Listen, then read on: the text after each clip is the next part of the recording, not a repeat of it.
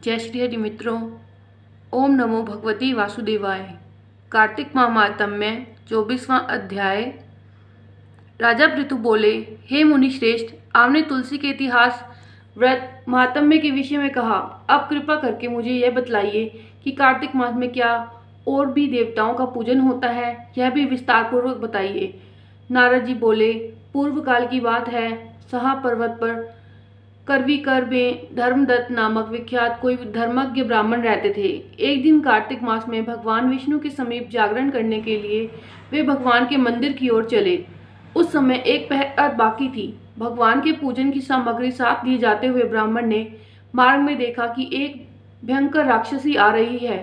उसका शरीर नंगा और मांस रहित था। उसके बड़े बड़े दांत, लपकती हुई जीभ और लाल नेत्र देखकर ब्राह्मण भय से थर्रा उठे। उनका सारा शरीर कांपने लगा। उन्होंने साहस करके पूजा की सामग्री तथा जल से ही उस राक्षसी के ऊपर प्रहार किया। उन्होंने हरि नाम का स्मरण करके तुलसी दल मिश्रित जल से उसको मारा था, इसलिए उसका सारा पातक नष्ट हो गया। अब उसे अपने पूर्व जन्म के कर्मों के परिणाम स्वरूप प्राप्त हुई दुर्दशा का स्मरण हो आया। उसने ब्राह्मण को दंडवत प्रणाम करके इस प्रकार कहा, ब्राह्मण, मैं पूर्व जन्म के कर्मों के फल से इस दशा में पहुंची हूँ। अब मुझे किस प्रकार उत्तम गति प्राप्त होगी? धर्मदत्त ने उसे इस प्रकार प्रणाम करते हुए देखकर आश्चर्यचकित होकर पूछा, किस कर्म के फल से तुम इस दशा में पहुंची हो? कहाँ की रहने वाली हो? तुम्हारा के नाम क्या है और आचार व्यवहार कैसा है? ये बातें मुझे बतलाओ। उस राक्षसी का नाम कला था। कला बोली, ब्राह्मण, मेरे पूर्व जन्म की बात है। सौराष्ट्र नगर में भिक्षु नामक एक ब्राह्मण रहते थे। मैं उनकी पत्नी थी। मेरा नाम कला था और मैं बड़े क्रूर स्वभाव की स्त्री थी। मैंने वचन से भी कभी अपने पति का भला नहीं किया, उन्हें कभी मीठा भोजन नहीं परोसा, सदा अपने स्वामी को धोखा ही देती रही। मुझे कला विशेष प्रिय था, इसलिए मेरे पति का मन मुझ में सदा उद्गिन रहा करता था। अंतोगत्वा उन्होंने दूसरी स्त्री से विवाह करने का निश्चय कर लिया। तब मैंने विष खाकर अपने प्राण त्याग दिए। फिर यमराज के दूत आए और मुझे बांधकर पीटते हुए यमलोक को ले गए। वहां यमराज ने मुझे देखकर चित्रगुप्त से पूछा, चित्रगुप्त, देखो तो सही इसने कैसा कर्म किया है। जैसा इसका कर्म हो उसके अनुसार यह शुभ तथा अशुभ प्राप्त करे। चित्रगुप्त ने कहा, इसका किया हुआ कोई भी शुभ कर्म नहीं है। यह स्वयं मिठाइयाँ उड़ाती थी और अपने स्वामी को उसमें से कुछ भी नहीं देती थी।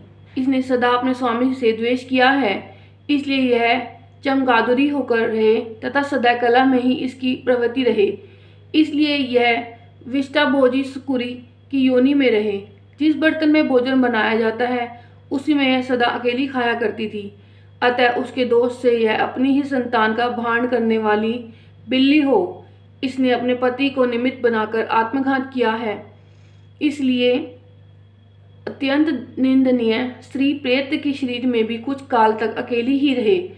इसे यमदूतों द्वारा निर्जल प्रदेश में भेज देना चाहिए, जहाँ दीर्घ काल तक यह प्रेत के शरीर में निवास करे।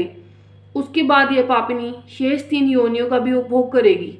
कला ने कहा, विप्रवर, मैं वही पापिनी कला हूँ। इस प्रेत शरीर में आए हुए मुझे 500 वर्ष बीत चुके हैं। मैं सदैव भूख प्यास से पीड़ित रहा करती हूँ। एक बन्ये के शरीर में प्रवेश करके मैं इस दक्षिण देश में कृष्णा और वेणी के संगम तक आई हूँ। जो ही संगम तट पर पहुंची, त्यों ही भगवान शिव और विष्णु के पार्षदों ने मुझे बलपूर्वक बन्ये के शरीर से दूर भगा दिया। तब से मैं भूख का कष्ट सहन करती हुई इधर उधर घूम रही हूँ। इतने में ही आपके ऊपर मेरी दृष्टि पड़ गई। आपके हाथ में तुलसी मिश्रित जल का संसर्ग पाकर मेरे सब पाप नष्ट हो गए हैं। श्रेष्ठ, अब आप ही कोई उपाय बताइए। मेरे इस शरीर से और भविष्य में होने वाली भयंकर 3 योनियों से किस प्रकार मुक्त होंगी?